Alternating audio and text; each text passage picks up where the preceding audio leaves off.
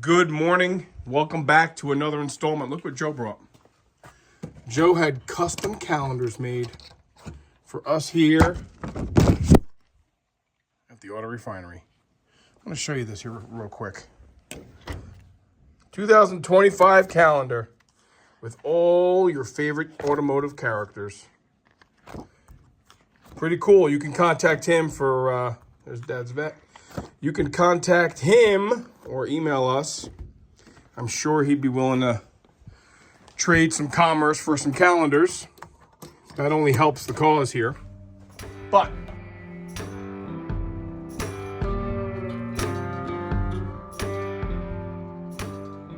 Joe and I spent a lot more time measuring crankshaft bores by installing the main caps, measuring those with the bore gauge, and then using the micrometer to check those. That is all within specs.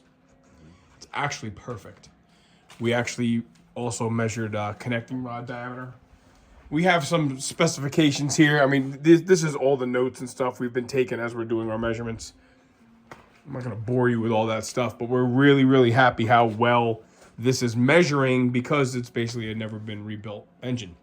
Got a lot of stuff done on Mr. Jones. That list is now obsolete. We've acquired some more parts for the engine build, so this list has to be updated. So we're just going to go ahead and erase all this. And we're going to start over here. Yeah. Erase all that, I guess, the engine build.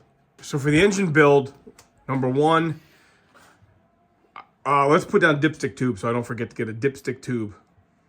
Pilot bushing. We have a pilot bearing. We are intending to drill the back of the crank so we can install this engine in any of the other cars.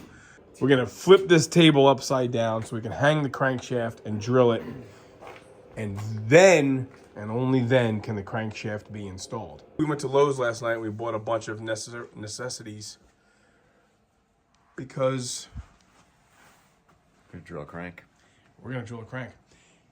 It's kind of against our belief that you have as much of fans as we are of Oldsmobile. There's no way you can go through. I mean, Alyssa's car is a different story. That engine had no intention of ever going in a stick shift car. We're not doing this work. We're not having the option of putting it in something with a stick. Maybe the QB, because that engine's got to come out and get regasketed and stuff. Mm-hmm. It'll just be a good little donor, space filler. That said, we're going to drill the cranks. Oldsmobile cranks, like Corvetting, it's all got to be 4-speed. Oldsmobile cranks should all have the ability to receive a 4-speed. Right. And we're going to show you how we intend to make that happen. Back at it. No rest for the wicked. Joe's been here a few days. We've gotten some stuff done on Mr. Jones. You will see that over the weekend. What we're working on here today is some final assessments and things on this in-stock rebuild of the old small blocks. And we've confirmed this block has never been bored. The crank has never been turned. All the rod bearing bores are within specs. All the crank bearing bores are within spec.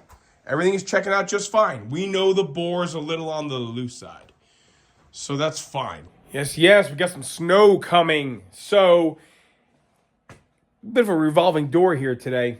No company, regular people that belong here have been here. Obviously, Joe's here.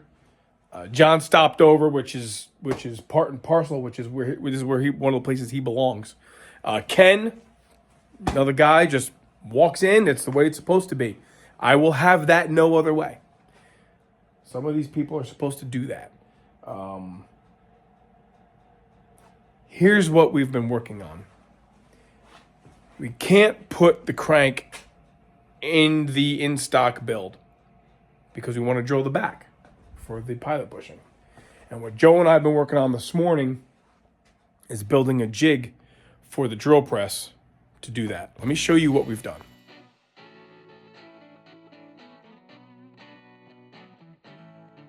All right, live. So like I was just telling Joe, and then we realized we didn't have the red button hit. Part of this whole deal that I'm doing here is not just to accommodate the input shaft of a transmission. That we could do sitting here with a drill and hammering a hole in it. Part of what I want to do is create a tool that we own. and it's foolproof. We mount it to the drill press, we hang a crankshaft here, and we drill a hole. And we can do it over and over and over. Again, it's, you know, it's easily replicated.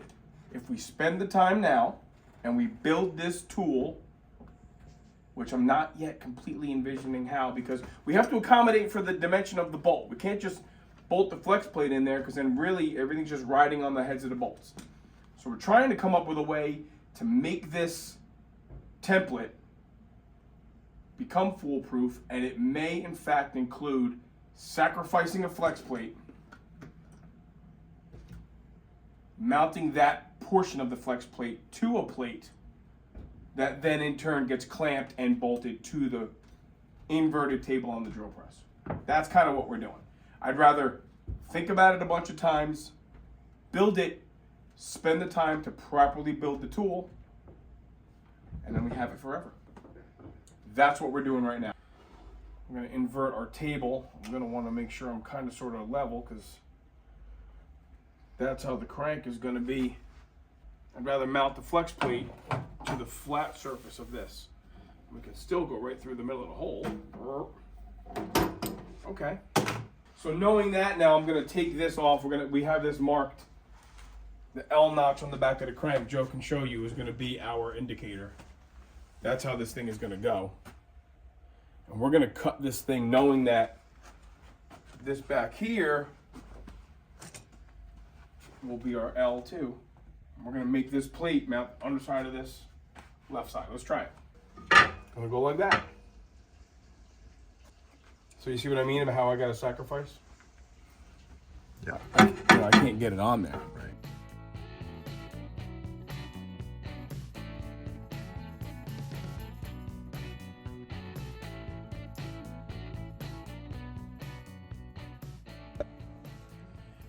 Here's what we've come up with. I talked about inverting the work table on the drill press.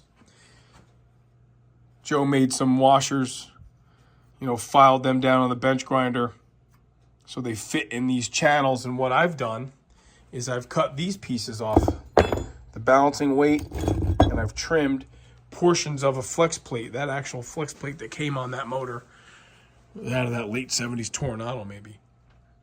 But here's what I've come up with.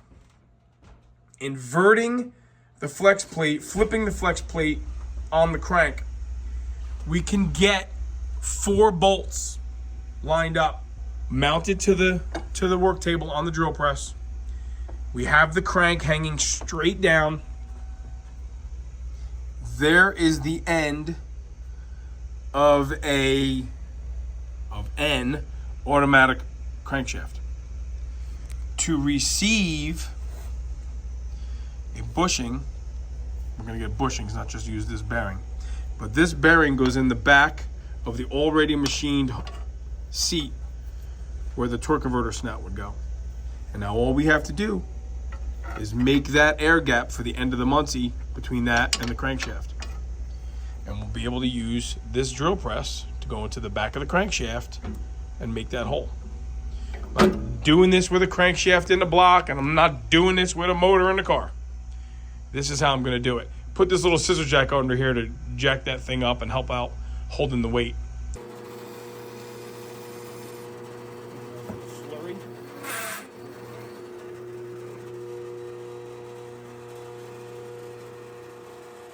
So what we've determined is that overall, including the dimensions of our work table and the depth of the hole in a 4-speed crank, we need to relieve this 3/4 of an inch depth. So we have our depth gauge on our drill set to that dimension. The issue arises when you have different bits that have different lengths, because you want to always be able to bury your bit in the same amount each time. So what we've done is we started with, I think I started with this thing as a, I don't remember what the size this bit was. 1/2-inch bit, went to a 5/8 bit. The big job now, because we couldn't find a 3/4 inch bit, is we're going to go from 5/8 to 1 inch in one drill. So there it is. This is how this is going to fit. And if you look, Joe will show you here. Take this bit. Joe will show you to put that bit in a 4-speed crank. That fits perfectly in the provision. Again, we're not going to put any kind of a bushing in the back here. We are going to put the new style bushing in the back of the original machined hole where the torque converter snout would go. All right, let's see how this does. This is a big hole.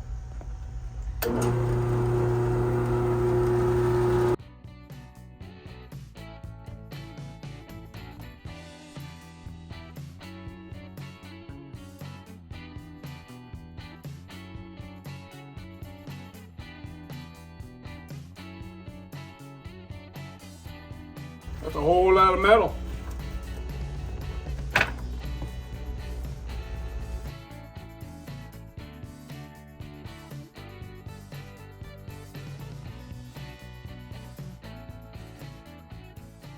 Okay, more than a relative success. We did accommodate the input shaft of a monthly 4-speed or 3-speed by drilling what is effectively a 3/4 inch deep hole by 1 inch diameter in the back of an automatic crankshaft. Here's what Joe and I came up with today. This is a donor flex plate.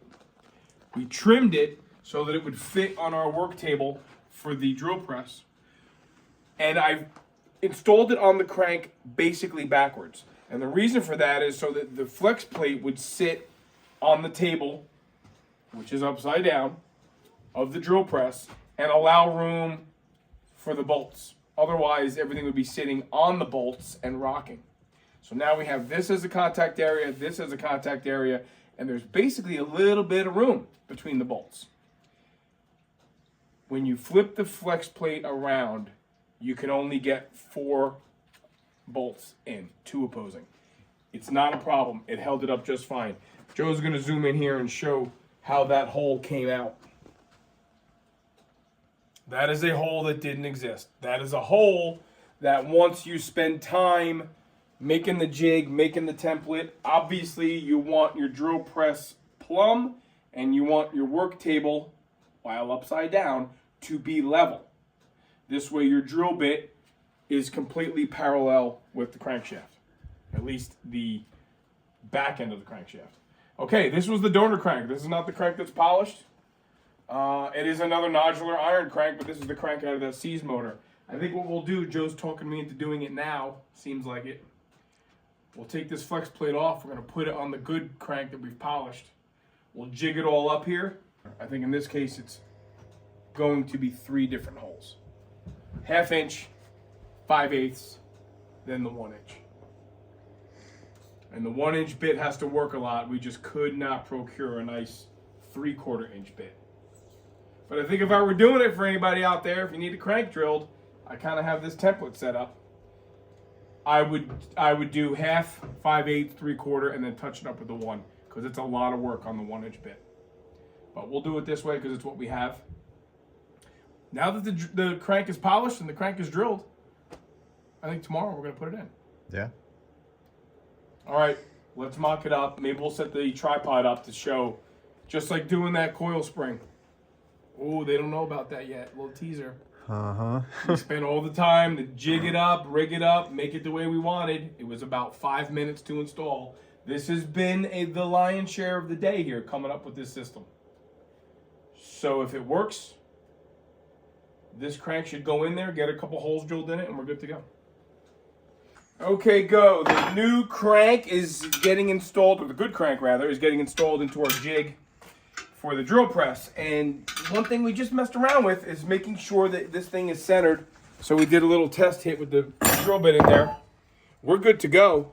There's really nothing to it now. Hard work is over in a matter of minutes. That crank is out. This crank is in. We're going to drill.